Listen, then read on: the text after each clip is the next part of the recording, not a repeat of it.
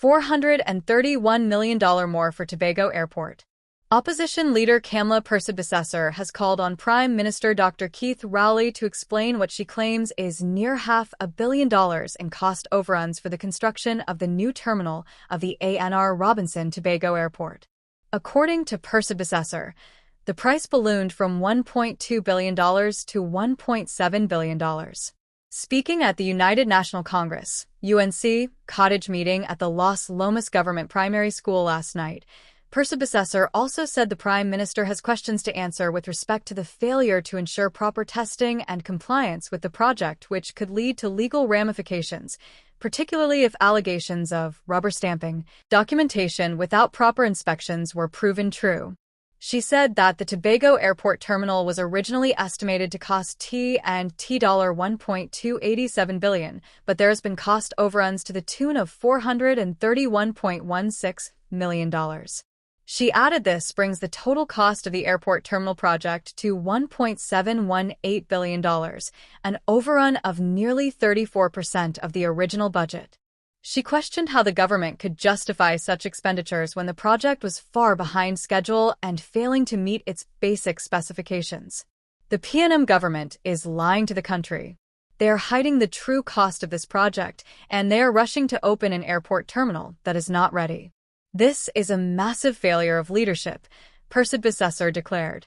The project, which was initially expected to be completed by the end of 2022, is now 2 years behind schedule, with no clear timeline for final completion, she said.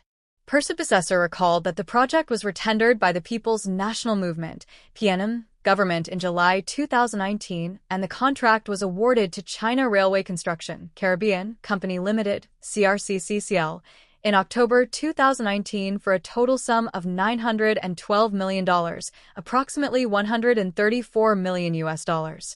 Since then, the project has been plagued by cost overruns, delays, and management issues, she said. Persad said by September 2024, the government had already paid $702 million to CRCCCL, with additional land acquisition and consultancy fees, pushing the total spent thus far to $954 million. However, Persad said that the delays have led to multiple millions of dollars in claims and questioned why the government, particularly Prime Minister and National Infrastructure Development Company Limited, NIDCO, Chairman Herbert George, have continued to downplay the issues and insist that the project is on track. McDonald Report. Persad raised an alarm over a December 2023 report from London-based aviation consultancy firm Mott MacDonald, which painted a grim picture of the project's status. She said the report stated that, as of late 2023, the project had experienced a 26% cost overrun and a 131% delay over the original completion timeline. Persad said the report identified 3 primary factors behind the ongoing challenges.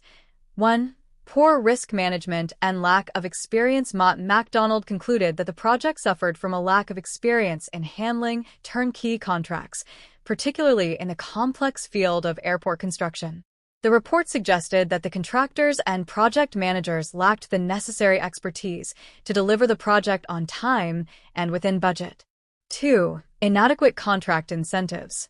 The firm pointed out deficiencies in the contract structure, particularly a failure to provide proper incentives to meet the project's objectives. This, they argued, contributed to the lack of progress. 3. Claims resolution. The report criticized NIDCO for its failure to effectively manage the project and resolve the numerous claims submitted by CRCCCL and other stakeholders. She said other issues identified in the report included inconsistent reporting, poor communication, and programming errors, which further delayed decision-making and prolonged the project's timeline. Persad warned that the government's push for a soft opening of the terminal in early 2025 could lead to even more problems. She pointed out the Finance Ministry engaged the services of Gleeds International Ltd. To provide program management services for $2.475 million or $16.83 million. Gleeds International, she said, projected that the final commissioning of the terminal would not occur until June 2025, far later than the government's anticipated soft openings date. She said Gleeds International in its report stated their preference would be to wait until the completion of the contractor's commissioning, testing, and training period.